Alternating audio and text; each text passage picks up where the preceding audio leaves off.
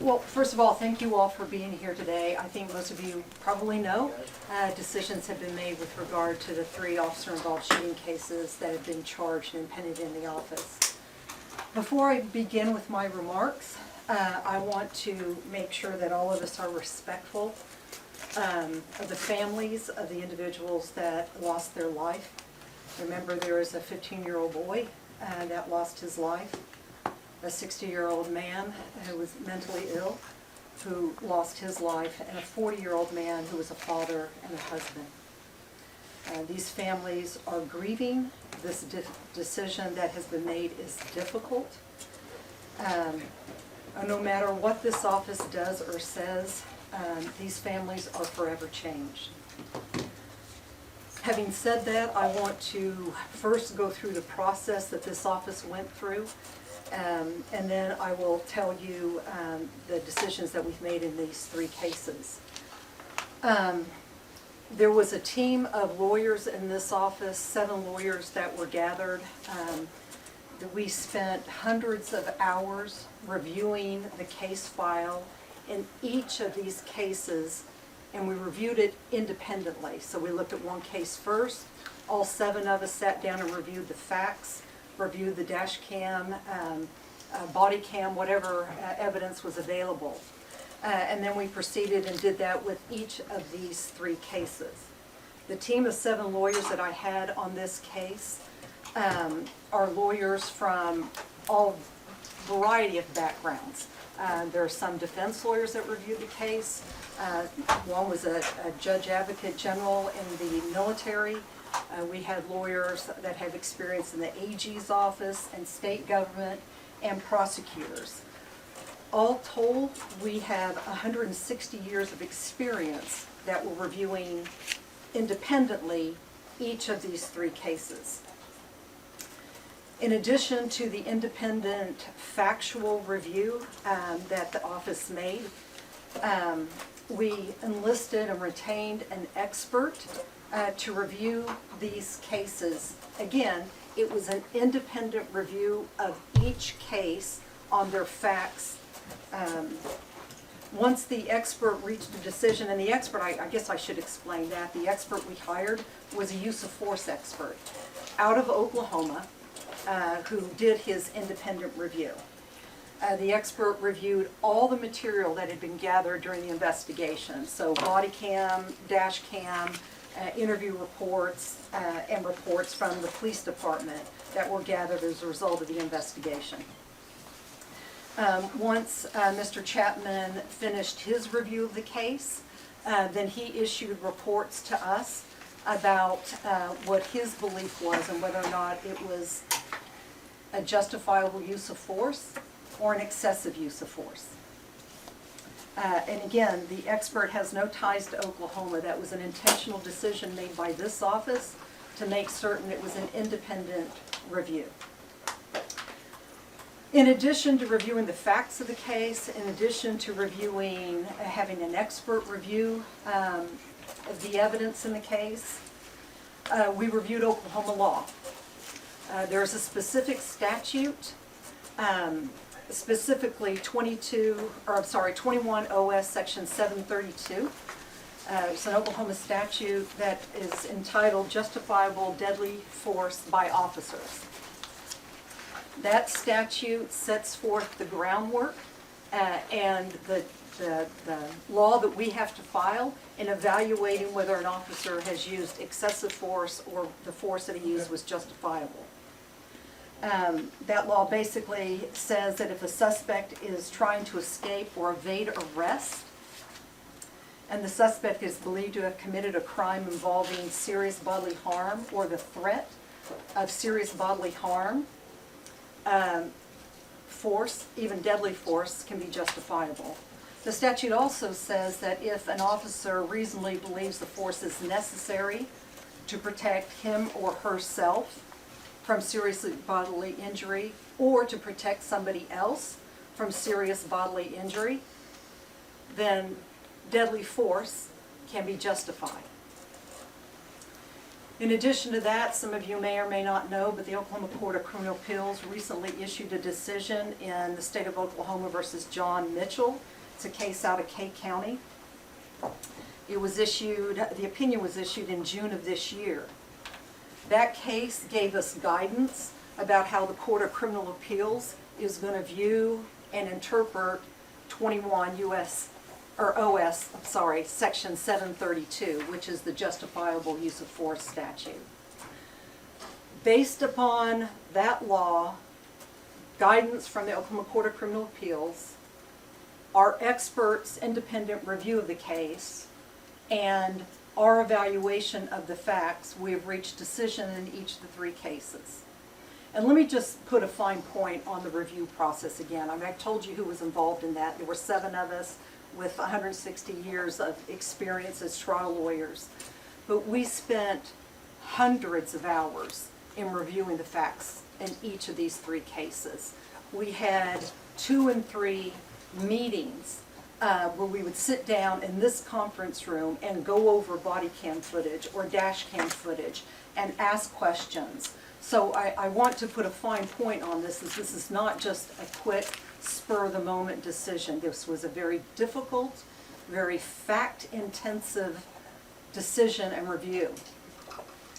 Based upon all of that information, as of today, in the case against Officer Chance Avery, the state of Oklahoma is going to dismiss the charges in that case. With regard to the 5 officers that were charged in the death of Stavian Rodriguez, that's Jared Barton, Corey Adams, Bethany Spears, Jonathan Scuda, and Bradley Pemberton, the decision by this office is that we were going to dismiss the charges in that case as well. The final case is a case involving Officer Sergeant Clifford Holman. Based again upon our review of the facts, based upon our experts' opinion and the law, we are going to dismiss the charges against Officer Holman.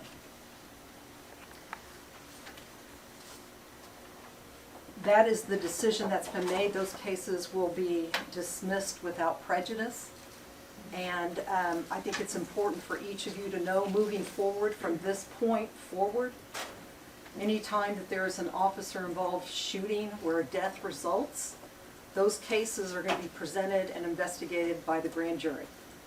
I think that's what most metropolitan areas do, and I feel confident in the grand jury process that we can do a thorough review of the case and make decisions, again, that are evidence-based and consistent with the law in Oklahoma.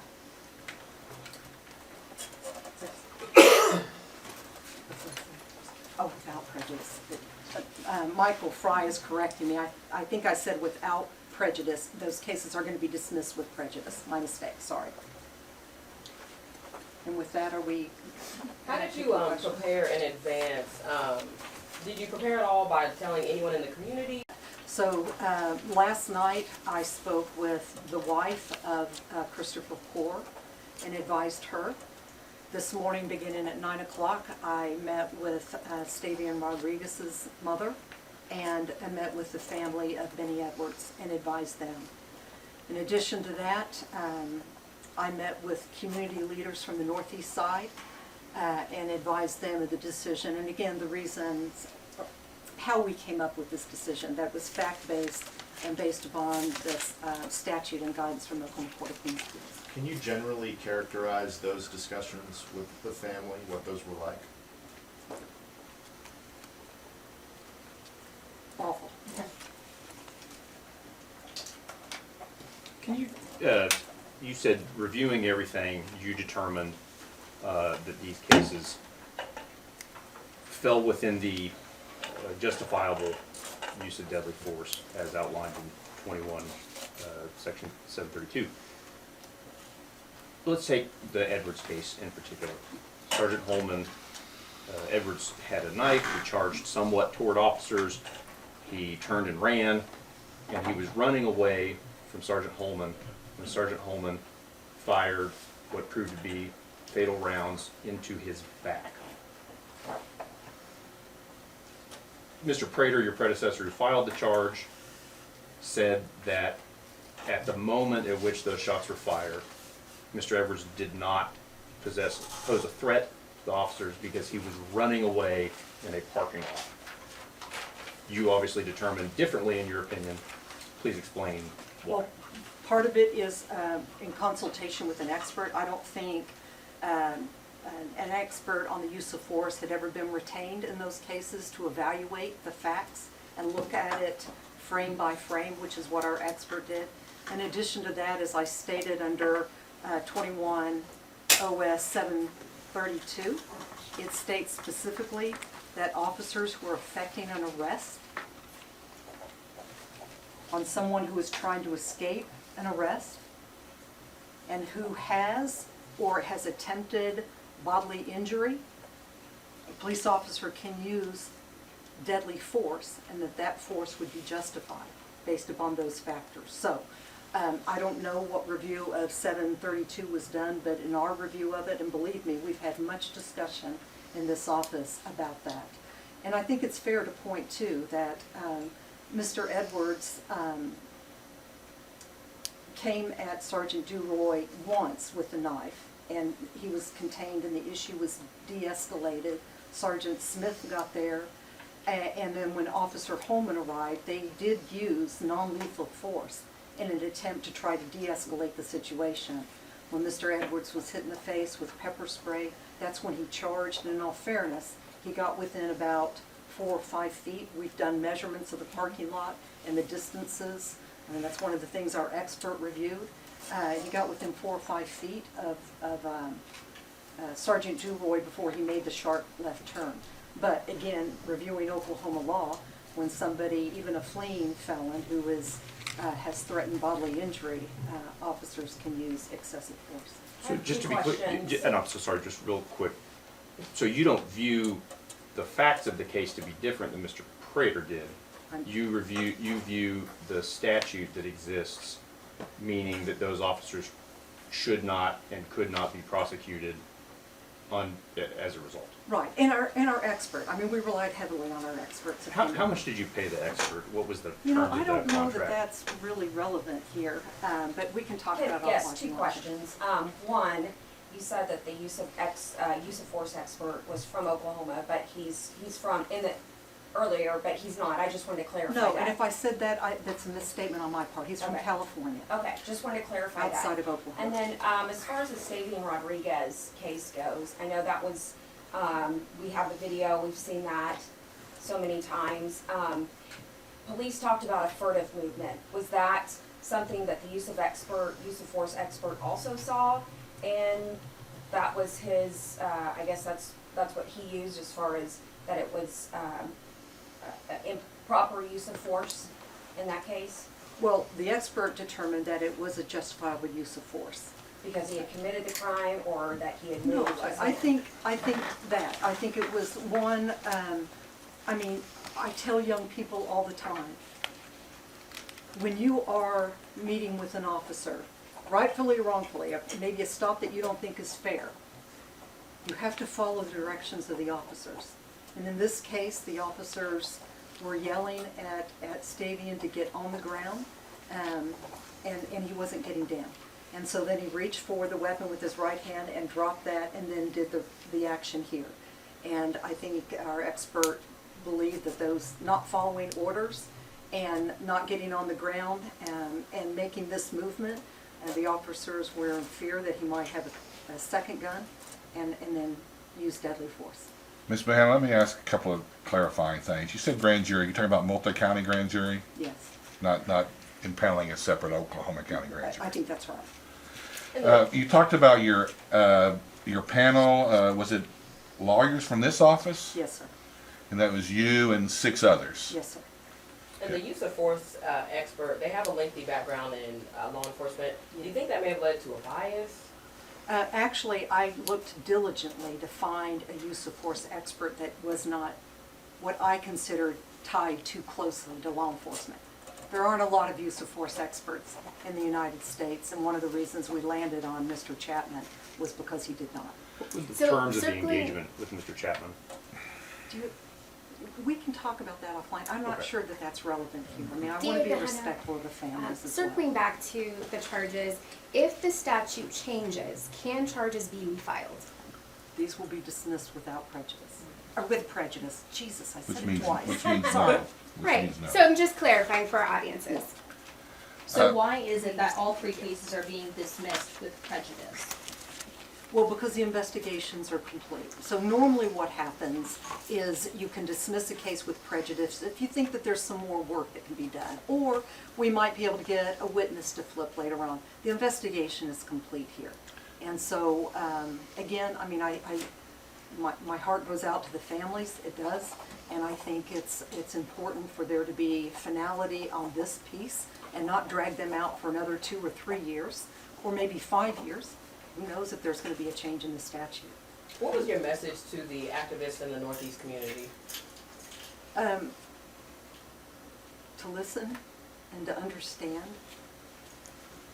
how frustrating these cases are for that community. What went into making this announcement on a Friday afternoon? You know what? I have a director of communications. You might need to ask her that. How much did this decision come from the use of force expert, and how much did it come from your staff of lawyers? I think it's equal. I mean, you know, I think I said very early on that it would be difficult, if not impossible, to prosecute this case without a use of force expert. The defense is going to have one, right? So I'm going to have a use of force expert. So that was the first part of it. And his guidance and consultation guided our discussions. But they were equally, I mean, if I didn't have a use of force expert, it'd be hard to go forward. We can't testify. All we do is present the evidence. And just so that I'm clear, with respect to the grand jury, so the Attorney General then will oversee the investigations into these, or no? No. So that'll be your office, Yes. but with a multi-county? Just using the multi-county grand jury. I see. Ms. Behenna, would it be fair to characterize your decision as that you believe these shootings were justified, or is it just that you don't believe its cases should go forward? Well, under Oklahoma law, the shootings were justified, as this statute is defined, and guides us. I mean, I have to follow the law. Thank you. So in your opinion, did these officers do their jobs well? You know, it probably, you know, let me just stick with the law in these cases in particular. I'm not a police policy person. I don't know how they're trained, and it probably isn't fair for me to even comment on that. I mean, my analysis is truly a factual and legal analysis. When did you meet with the chiefs of police for as far as Oklahoma City and the village, and what was that discussion like? And Michael, do you want to take that? In answer to your question, I met with the chiefs this morning and explained to them, just as Ms. Behenna has explained to you, our foundations, the reasons why we decided what we did, the evidence and the factual basis for it. They were receptive to what we had to say, and they have respectfully, I believe they're respecting our decisions. But it was not a long meeting. And how does Marcy's Law go into play as far as the victims and this and their families? That's why it was so important for me to talk to them first. To let them, I mean, you know, under Marcy's Law, they're entitled to know and be advised of the proceedings and what we're going to do. They don't get to decide whether or not we're going to pursue a case or not pursue a case. But it was important for me, because of Marcy's Law, to talk to them first. You said you talked to civic leaders. What was their response? Disappointed.